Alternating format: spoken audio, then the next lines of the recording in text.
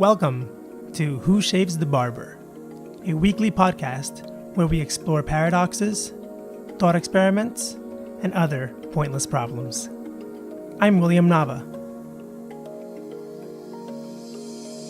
This is the third and final part of my interview with Tomasz Kaye. The first two parts dealt primarily with metaethics and political philosophy. Though we tackled different subject matter for this last part, we do take for granted the previous parts of our discussion. As always, earlier parts can be found at williamnava.podbean.com. I want to ask you a broad question before kind of digging into some more specifics. And the broad question is, do you think that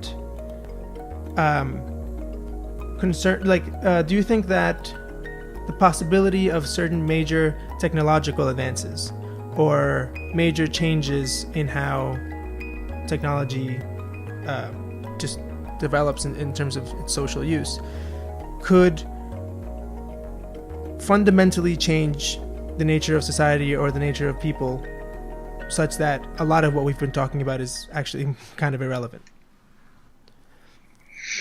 And if that's too broad, I can say a little bit of what I have in mind. I just wanted to see if you have any general thoughts about it. Can I say no? So, I hope, or it seems plausible to me that this way of looking at the world has a reasonable shelf life. Mm-hmm. But who knows? But yeah, that's my hunch at the moment. Yeah. So I'm curious to get your thoughts on some of this. So I've been looking into some sort of futurist, transhumanist kind of ideas lately. And there are, there are a few that are really, get really kind of mind-blowing when you think about the implications that they might have. So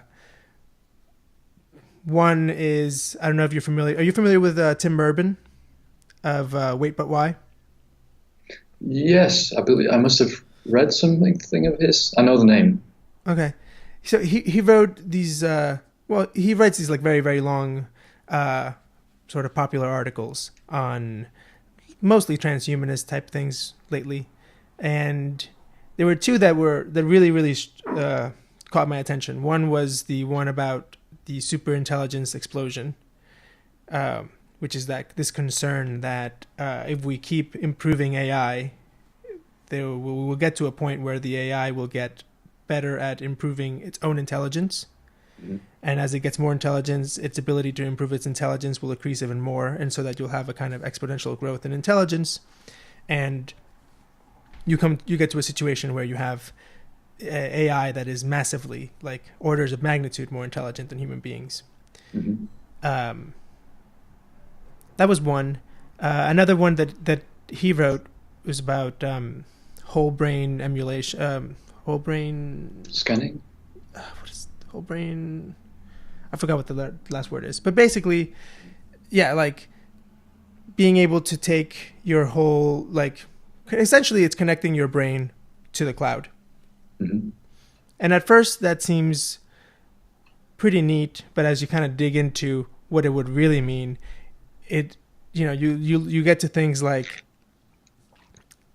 the contents of your brain are essentially shareable information. So you might, for example, by just thinking it, let's say that we both agreed, we might you could just download my current field of vision and actually just literally see exactly what I see, mm-hmm. Or even my thoughts or what have you. And so when I look at things like that, it seems to me to really challenge concerns about this, different personhood and things like that. Yeah. So mm-hmm. sometimes when I read stuff like that, I get a feeling that's like, all this stuff about like economics and markets and political philosophy is it might be very short-sighted. Mm-hmm. Yeah. I guess from on that kind of angle, the way that the way that Hopper usually introduces libertarianism, the idea of scarcity is super crucial for that kind of conception of it, as the fact of the universe that property rights is intended to solve somehow. So I suppose on these scenarios, you could say that in one or different ways they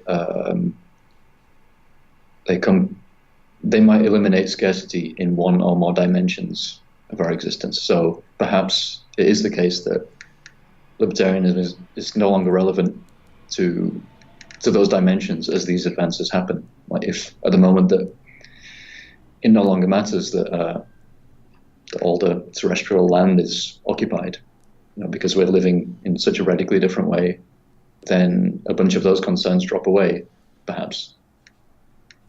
So you would say basically that libertarianism survives as far as scarcity is in play. Yeah, perhaps that's it. In which case, perhaps I'm contradicting what I just said about the shelf life. I suppose it just comes down to my inability to imagine these scenarios to what that would be like. I suppose that has to do with my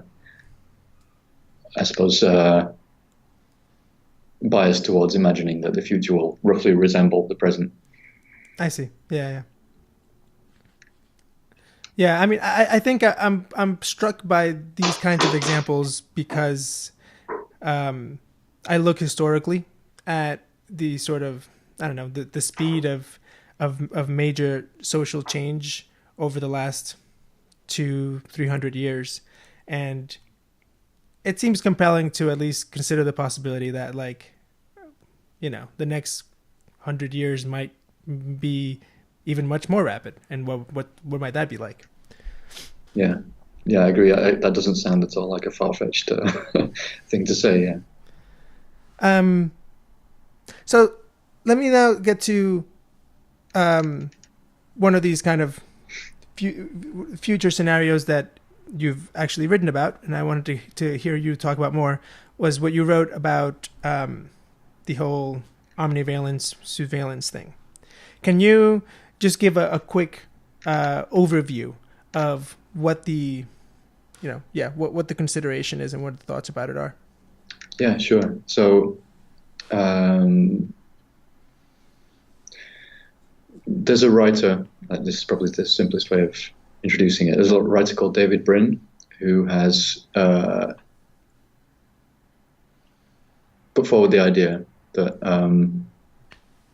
our future is going to be one of increasing amounts of watching one another to the point where privacy as we know it now wouldn't exist. Perhaps a different kind of privacy would exist, but at least it would be very, very different.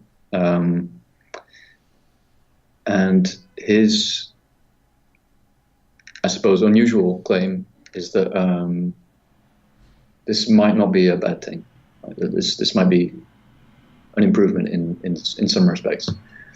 I hope I'm summarizing his position correctly.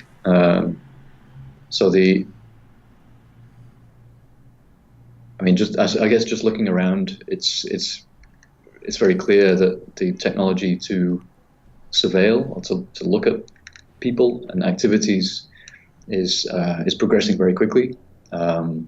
The size of video cameras shrinks all the time. Circuitry and hardware in general is getting smaller and more powerful. And entirely new kinds of technologies are being created as well to could potentially facilitate that kind of observation. So on the one hand, you have that kind of technological move towards greater surveillance or greater ease of surveilling, I suppose. And on the other hand, the physical footprint of a person isn't getting any smaller. Like the footprint on our footprint on the world in terms of observable presence in it is as big as it ever was, and maybe bigger. So, like, there's that asymmetry seems to imply that there will come a point where it's no longer practical to hide. Like that just, if you don't want to be surveilled, you're out of luck. Basically, there's nothing you can do about it. Because although perhaps digitally, what you can do, like there are some kind of pockets of privacy that have been carved out by like engineers, cryptography, this kind of thing. Our physical footprint remains the same, and the technology that will be surveilling us is going to be looking at our physical presence. So since as long as we exist as bodies in space, we will be able to be surveilled. So the attitude of Bryn is that rather than dedicate energy to, or rather than exclusively dedicate energy to hiding or trying to prevent being surveilled, a more productive approach might be to dedicate that energy or a portion of it to observing ourselves. So there is this term sousveillance, S-O-U-S valence. Surveillance means looking down upon stuff. Sousveillance comes from underneath, sous, and it means looking up. So traditionally, I think this is used in the context of looking back at power. So this concept is quite important to what Bryn is talking about. But the future he imagines goes further than that. He imagines an omniveillent society in which the surveillance is omnidirectional. So essentially, perhaps for practical purposes, everyone is surveilling everyone else, as well as unmanned autonomous sensors doing that work too. So this was really fascinating to me. That's the short version. So there's something interesting that you wrote about why it's likely that this would happen even if most people didn't want it. Yeah. Can you talk a little bit about that? Yeah, sure. So whenever I'm struck by one of these asymmetries, that's really attractive to me. Like, and this seems like a compelling case for why this would happen. So on the one hand, you have, like, if you ask people about this, or if you talk to people about this, in my experience at least, people are pretty much uniformly horrified by the prospect of a future in which privacy as we know it didn't exist. A future in which anyone, if they were motivated to, could find out what anyone else had done at any time, let's say. That's the future that Bryn believes will happen. So on the one hand, people don't want that to happen. On the other hand, I believe people do want the personal power afforded by that kind of technology. So they would essentially want to harness that technology for themselves. And I believe the market will provide that for them.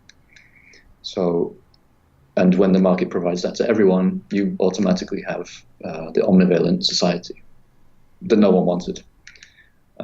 So there's a kind of collective action problem, I believe, that happens there. Similar, I guess it's a similar logic to assassination markets. Are you familiar with that idea? Yeah, but can you explain it just for people who don't know about it? Sure. So an assassination market is a well, in a simple form, it could be a website where people are invited to predict when certain people would die. So it's a prediction market for people's deaths, and there's a kind of payout system by which you kind of you make a prediction by attaching a payment to your prediction, and if you get it right, if the person dies on the time or the day, let's say, that you predicted it, you receive like the total of all the contributions that have been made financially. So it resembles a prediction market, but of course it also functions as a bounty for anyone who wants to assassinate a person or becomes motivated enough by the financial reward to do it. So it's, in a way, it's similar to this kind of omniveillent situation in that I believe it's also an idea that's horrific to people, to a lot of people. But it also seems like something, to me at least, that's inevitable. But maybe I'm making a mistake. I'm not sure. Yeah. That makes sense. I also think it makes sense because of how much we see people voluntarily recording themselves and sort of submitting that into the cloud. More, I mean, the simplest example, I think, is just the everyday practice, the growing everyday practice of like, here's like a moderately interesting situation that I'm in, let me record it and share it with whoever wants to see it, essentially. The fact that impulse is there and growing makes me think that though people may be horrified by imagining the sort of far off conclusion, if you look at people's everyday impulses, I think that it seems that they, if not want something like this, at least they do feel compelled to take the actions that I think go in that direction. Yeah, absolutely. Yeah, and so another way that so in my head, the way I can imagine this, like this omniveillent kind of setup, getting its start would be firms selling surveillance capability to private people, and arranging a kind of deal in which let's say firm X installs a camera on my building, let's say, and it's backed by some kind of very convenient software which does face recognition and whatever else it might be useful. And I'm given the option to use this freely on the condition that my data is submitted to a pool of data. And so they have this kind of model in which these kind of pools grow, and initially the pools of data might be like commercially licensed for huge amounts of money, etc. And at a certain point, perhaps the economies of scale work such that it makes sense for the pools to merge. So you have perhaps in the end a couple of really, really big ones accumulating a lot of data, which is kind of conveniently searchable from one interface, let's say, or one access point. So from there, I don't think it doesn't take too much imagination to imagine essentially an internet of what everyone has ever done. Yeah. So, all right. So then where this, I think, gets really interesting is in speculating what would that actually look like, and speculating, is this actually going, would this actually be a positive change for society or not? One thing that comes to mind is that when we were talking about anarchism, one thing we didn't really mention, but I think was implicit and we sort of hinted at it, was that well, just the fact that just that the pressure of social norms and social expectations is a really, really important aspect of that commitment, right? We sort of depend on the fact that people conform to social norms to, that's an important commitment if you're going to be an anarchist. Mm-hmm. So here, in a way, the power of social norm and social expectation seems to be magnified because, just because now we have all of this access to what everybody else is doing. And so maybe from that kind of libertarian perspective, this might seem like a good thing. Like this is going to facilitate the development of, society ruled by social pressure as opposed to by government or whatever. Yeah. On the other hand, not looking at it so theoretically, but more just imagining what it might be like. Mm-hmm. The intuitive feeling is that it's like incredibly oppressive. Mm-hmm. So, but yeah, what are your thoughts about these sort of like competing tendencies? Yeah, I think you really kind of summarized it pretty well. On the one hand, a situation like that really seems like it would enormously strengthen social control as a means of getting people to cohere with one another. And if you believe that society traditional, like, I suppose it works as a kind of inkblot test to some degree. Like if you believe essentially that human culture is, and the kind of social control that emerges from human culture is essentially good, then maybe this is a good thing. And if you believe that it's unacceptably oppressive, then it will be a terrible thing. And like it's not difficult to think of historical examples of social conventions which we now regard as having been oppressive. And perhaps there are others that we are living with right now that we don't see as such, but in the future we'll change our minds about. So there's that. You have this like specter of the idea that if anyone can see what anyone else has done, this gives them an enormous lever to control the others around them, and especially would impact the outliers, presumably, because the respect to which the extent to which people kind of form a kind of harmonious group, they perhaps wouldn't be impacted so terribly by this kind of arrangement. But the person who finds himself outside that in any respect is in a much worse situation. On the other hand, you have the counter that if you look long enough at a person, or if you examine their behavior for long enough, if you have this comprehensive record, perhaps you can always find senses in which they are deviant from whatever the rest of the group is. Like maybe there's always some axis, at least, in which they are other.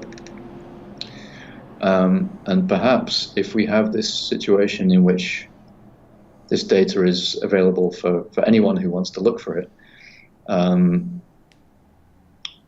it could be the case that there is a dawning awareness that everyone has stuff that makes them vulnerable in that sense. And I think this is the hope of David Brin. What he points out is that the act of accessing this information, if you wanted to look up information on someone else, that act of looking up information is also subject to surveillance. So you make yourself vulnerable to an extent by using this capability, because another person who suspects they've been that data has been scrutinized in this way, then has quite a good justification for doing it in reverse and looking up, finding out what's wrong with the person who has done this to them. I think it's even feasible to imagine that you would get like a notification or something that would be part of the, like, oh, somebody so and so is checking your records. Right. Yeah, I'd pay for that. So that's probably what would happen. Yeah. So in his estimation, this could lead to a kind of a norm where something resembling privacy does actually kind of manage to maintain that you don't snoop into other people's affairs because you don't want that behavior to be repaid to you. So that's an interesting take, I think, and perhaps one that gives a little bit of hope that this is not the terrible dystopia that it might have first seemed like. Another possibility that comes to mind is that if it is in fact the case that most people have their sort of deviant practices,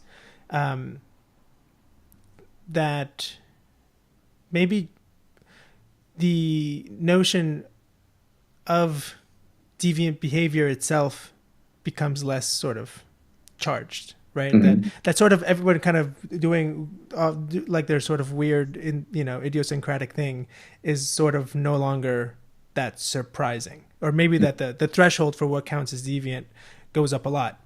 Yeah, exactly. So that's like the balance to the threat of this kind of authoritarian social control. I guess, I don't know which way it would go. It's interesting. I find the intuition about this scenario to be the intuitions that we get about this kind of scenario to be really interesting. So when I was a kid, it seemed obvious to me that the expectation of privacy was suspicious, because if you're not doing anything wrong, mm-hmm. then why would you care if somebody's watching? Like that kind of thought was very, very intuitive to me. And as I got older, and especially as I came to, libertarianism and strong suspicion of the state, I became a lot more concerned about privacy. Mm-hmm. But I find it interesting that at an early age, that was my sort of immediate intuition, was to think that privacy doesn't matter, because if you're in good conscience, then why do you care? Mm-hmm. So I forgot where I was going with that. So you said that this might, and you said something really interesting, which is that you could see this as an inkblot test for how you just view social influence, social control. Mm-hmm. Yeah. And kind of, it brought to mind the first of all, it brought to mind that, if we're talking about this sort of aside from our separate discussion about anarchism, that is, we're not taking for granted that this is happening in an anarchist society. Right. The notion that the state would have control over this makes me very concerned. Mm-hmm. That would have access to this makes me very concerned. Even if I also got a chance to see what the state was doing, I don't know. It makes me concerned. It also makes me worry that an agency like the state might have the power to, I don't know, fiddle with it so that they can still hide some of their things, that kind of thing. And but that in turn brought me back to this question about this being an inkblot test for how you see social control, because one thing that we didn't really dig into much, I meant to ask you about it, but is that for me, it's really important to consider that we may have whatever notions we have about what an ideal society might look like. But in actual fact, the way that society has actually turned out is the way that it has actually turned out, right? Like, people as they in fact are, not as they should be, create this society. Mm-hmm.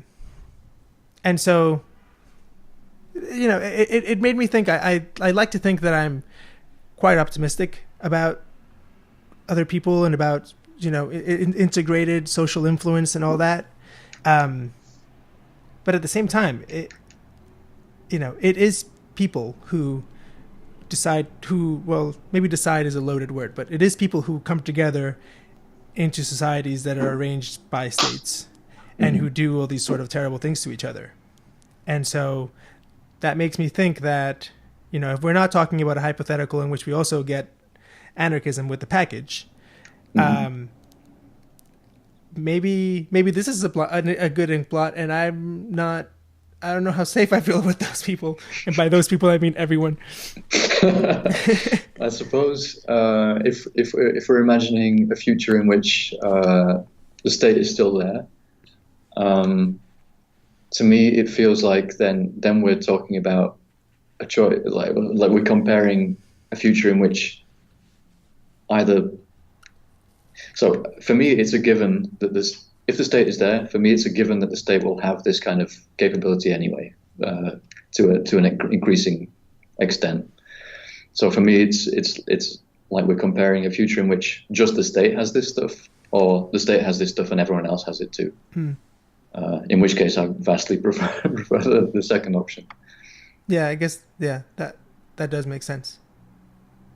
So let me kind of go to a sort of philosophical question about this. Let's consider the situation where what we're going toward is the end of privacy. So not the case in which a norm develops where people, even though this is available for the most part, people choose not to use it.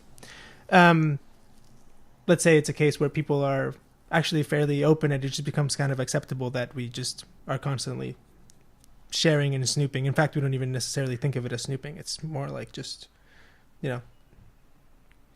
sharing each other's information. That brings up the question of the end of potentially, or there's a sense in which that blurs the boundaries between the individual and the society. Like we think of privacy as just like, no one watching, right? But if there's a sense in which I want to say that if it was maximized to such an extent that it would change our psychology at a fairly fundamental level. What are your thoughts on that? What have you sort of speculated about that aspect of it? No, not really, but it would be interesting to do. So in that situation, everyone has access to everything, all that information about everyone else, and there is no taboo against looking that kind of information up.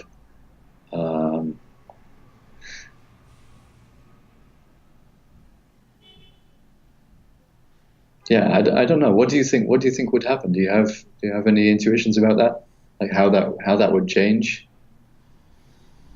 How people relate to one another, for instance? Okay, the things that immediately come to mind are, this might seem like a silly first thing to come to mind, but it came to mind.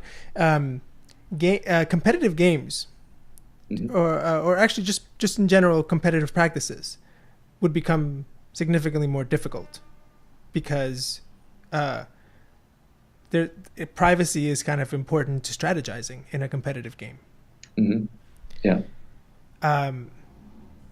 So that that comes to mind. Yeah, and trade secrets and all that kind of stuff, special recipes, all that goes out the window. You still have the first mover advantage, but apart from that, that's interesting. Yeah. But I'm also thinking about things like our actually how we think. You know, like, I have an intuition that people who are very, let's say, introspective,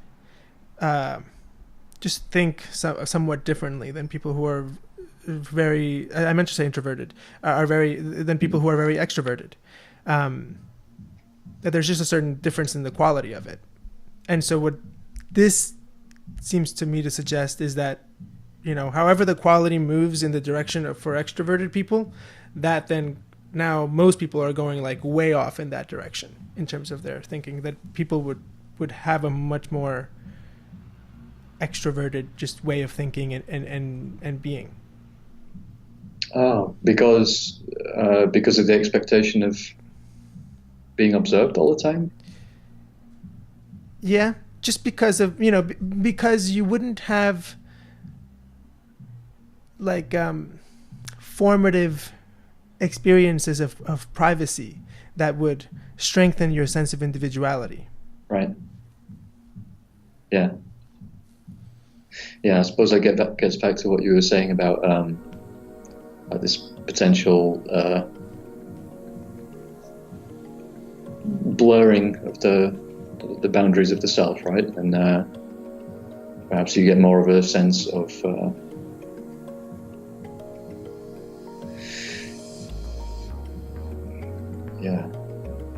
it's like you're thinking in terms of the community in a broader way. Yeah.